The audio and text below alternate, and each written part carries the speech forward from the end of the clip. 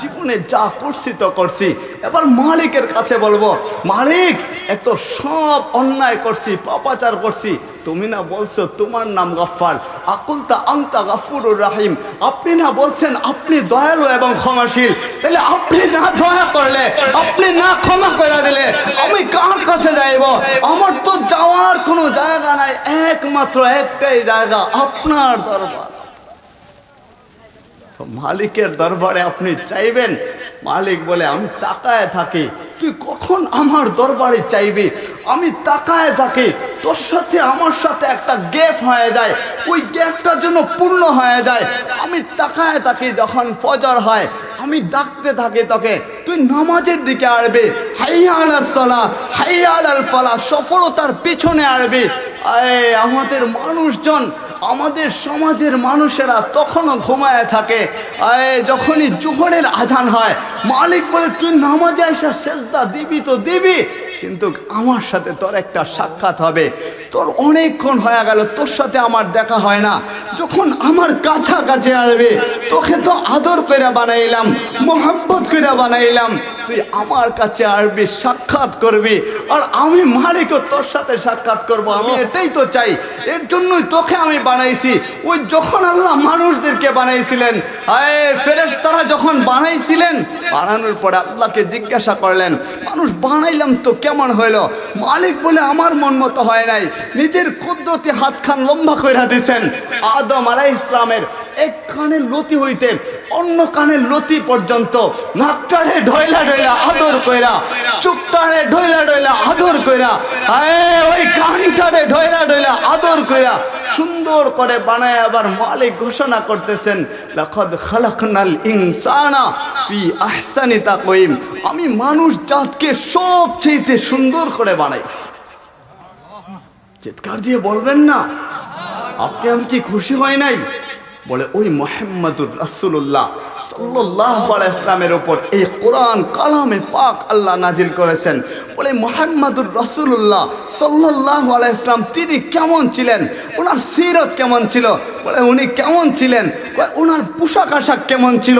যেমন পোশাক আশাক ছিল, সাহাবায়ে আজমাইন আল্লাহর রাসূলকে পোশাক আশাক নকল করতেন। সাহাবায়ে আজমাইন আল্লাহর রাসূল কিভাবে চলতেন, কি করতেন, প্রতিটা কদমে কদমে নকল করার চেষ্টা করতেন।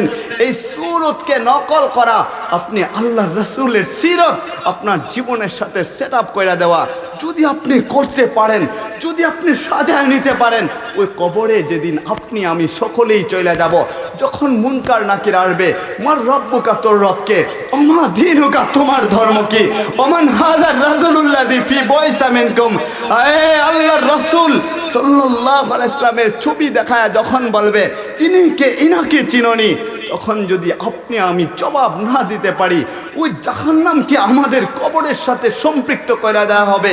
যদি জবাব দিয়া দিতে পারি, ওই কবর 3.5 হাত একটা মাটির ঘর, যেখানে আলো নাই, যেখানে বাতি নাই, যেখানে বিছানা নাই, আপন বলতে দুনিয়ার কেউই থাকবে না, বাবা মা ভাই বোন চাচা চাচি বন্ধু বান্ধব কেউই সেখানে থাকবে না।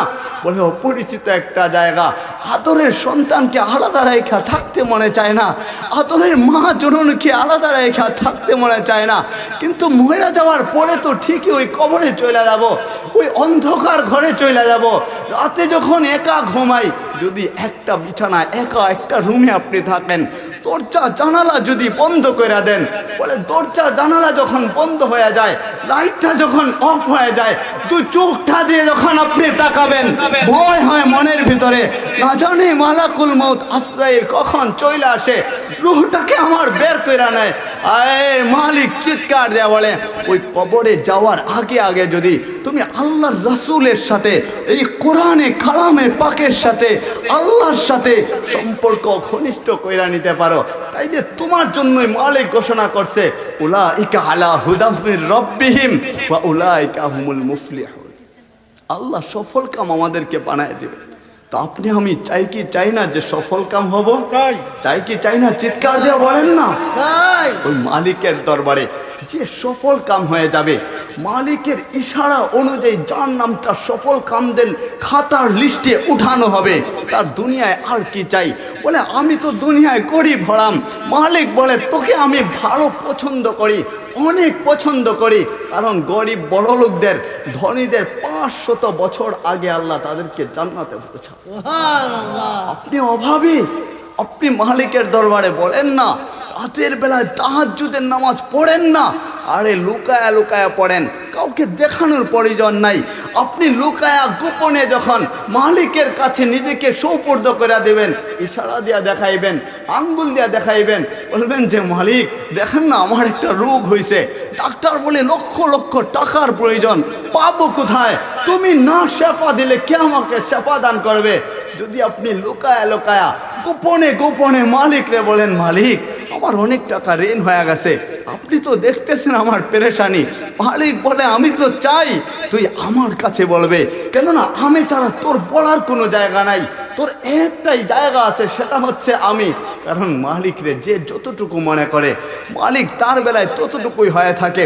আপনি যদি মনে করেন মালিক আপনার সমস্যার সমাধান, তাহলে মালিক বলে আমি তো সমগ্র সমস্যার সমাধান। যদি আপনি মনে করেন মালিক কেন আমার মাকে দুনিয়া থেকে নিয়ে গেল, এখনো তো আমার মায়ের বয়স হয় নাই, সন্তানটা ছোট বাচ্চা কেন দুনিয়া থেকে নিয়ে গেল, আমার সন্তানকে কেন মালিক নিয়ে গেলেন, বয়স হয় নাই, তাহলে মালিক বলবে তোর জন্য ওইটাই উচিত ছিল।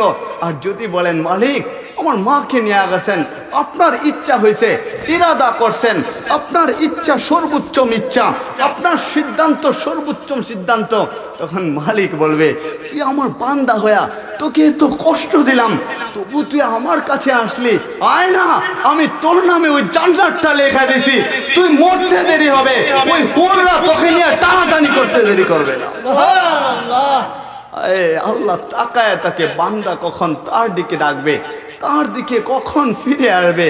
মালিক বলে কোরআনে কালামে পাক আমি নাজিল করেছি, এই কালামে পাক যদি কেউ অক্ষরে অক্ষরে পরিপূর্ণ পালন করতে পারে, এই কালামে পাক যদি কেউ পুরা কালামটা যদি কেউ নিজের সিনার মধ্যে সেটআপ করে রাখতে পারে, হাফেজ হওয়ার প্রয়োজনের কথা বলি নাই, আপনি কালামের পরিপূর্ণ বিশ্বাস যখন আপনার ভিতরে গাইতে রাখবেন, আপনার দিলে গাইতে রাখবেন, এই বিশ্বাস আপনাকে ওই জান্নাত পর্যন্ত নিয়ে যাবে। জান্নাত আপনি আমি দুনিয়ায় জাহান্নামে যাওয়ার জন্য আসি নাই, ওই জাহান্নাম তো আপনার আমার জন্য বানানো হয় নাই, কেননা জাহান্নাম তো এমন ওইটা কাফেরদের জন্য হয়েছে, ওই কাফেররা জাহান্নামে জ্বলবে, মুনাফিকরা জাহান্নামে জ্বলবে, পাথর দিয়ে আল্লাহ জাহান্নাম ভরপুর করবেন। কেন মুসলমান জাহান্নামে যাবে? যদি এই যুগের কোনো মুসলমান জাহান্নামের আগুনে জ্বলে, তাহলে আমি বলবো তার মতো হতভাগা আর কেউ হতে পারে না। কারণ এই যুগের মধ্যে যদিও ফিতনার একটা জামানা, কিন্তু আল্লাহ আমাদেরকে বয়সটাকে কমায় রাখছেন, বলে কম দিয়েছেন। মুসা আলাইহিস সালামের জামানায় এক ব্যক্তি 300 বছরে মারা গেছে। কয়শো বছরের সময়? 300 বছরে মারা গেছে। তো মুসা পয়গম্বরের কাছে আয়েশা ওই ব্যক্তির মা বলতেছে যে আমার সন্তানটা এখনো ছোট বাচ্চা, কেন মরে গেছে? তো মুসা আলাইহিস সালাম তখন চিৎকার দেয়া বললেন, শোনো এমন একটা জামানা আসবে যে জামানার জন্য আমাদের এই জামানা আসছে, এমন একজন নবী আসবেন যে নবীর জন্য আজকে আমি মুসা কালিমুল্লাহ হয়েছি, তোমরা আসতে পারছো।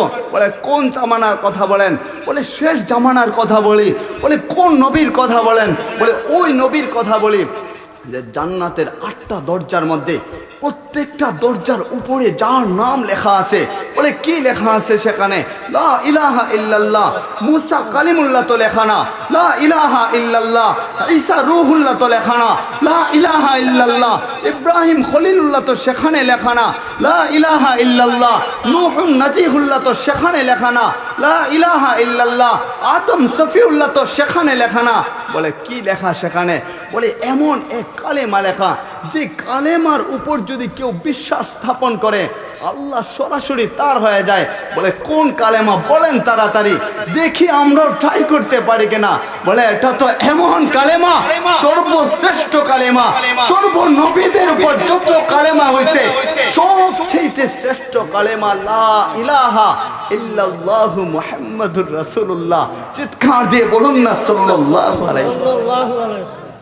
আহা, আমাদের নবীজি এমন নবী, বলে যেই নবীকে কাছে পাওয়া গেলে আর কোনো কিছুর প্রয়োজন নাই। ওই নবীর উপর আল্লাহ কালামে পাক অবতীর্ণ করেছেন। এই কালাম থেকে আপনাদের মাঝে তেলাওয়াত করেছি।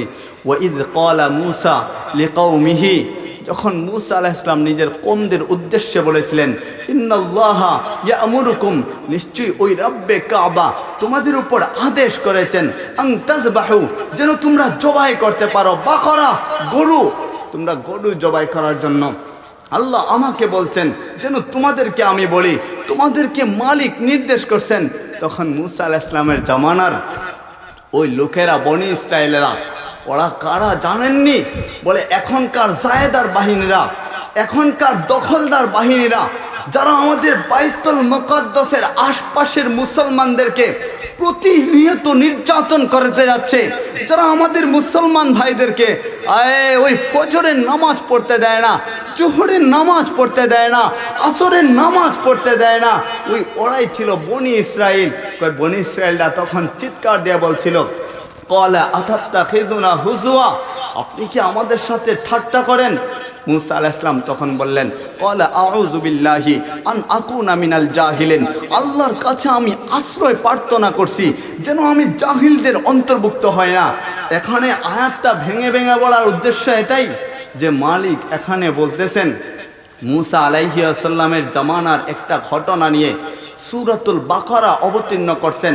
বলে সূরাতুল বাকারা এটা কেমন সূরা? বলে এমন সূরা, পুরা কুরআনুল কারীমের মধ্যে সবচেয়ে বৃহৎ একখানা সূরা সূরাতুল বাকারা। এর 67 নম্বর আয়াত আপনাদের মধ্যে তেলাওয়াত করলাম। 67 নম্বর আয়াত থেকে 73 নম্বর আয়াত পর্যন্ত সূরাতুল বাকারার আল্লাহ এই বাকারার নামকরণের কারণ সেখানে উল্লেখ করেছেন, শানে নজুল দিয়েছেন। এই 6 আয়াতের মধ্যে আল্লাহ উল্লেখ করে বলতেছেন, যখন মূসা আলাইহিস সালামের জামানায় একজন খুব ধনী ব্যক্তি ছিল, ঘটনা মনে পড়ে গেছে, বলবো নি আপনাদের কাছে, শুনতে মনে চায়নি? বলে জান্নাতেও তা একটা আয়োজন হবে, তখনও শুনতে মনে হবে।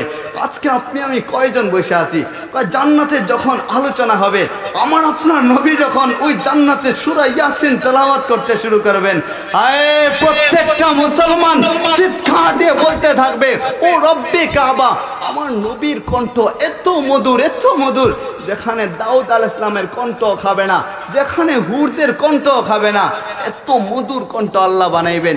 এই কোরআনে কারিমের বদৌলতে আল্লাহ আমাদের নবীজিকে সর্বোচ্চ শিখরে তখনও রাখবেন, দুনিয়ায় রাখছিলেন, এখনও রেখা দিয়েছেন, কিয়ামত পর্যন্ত রাখবেন।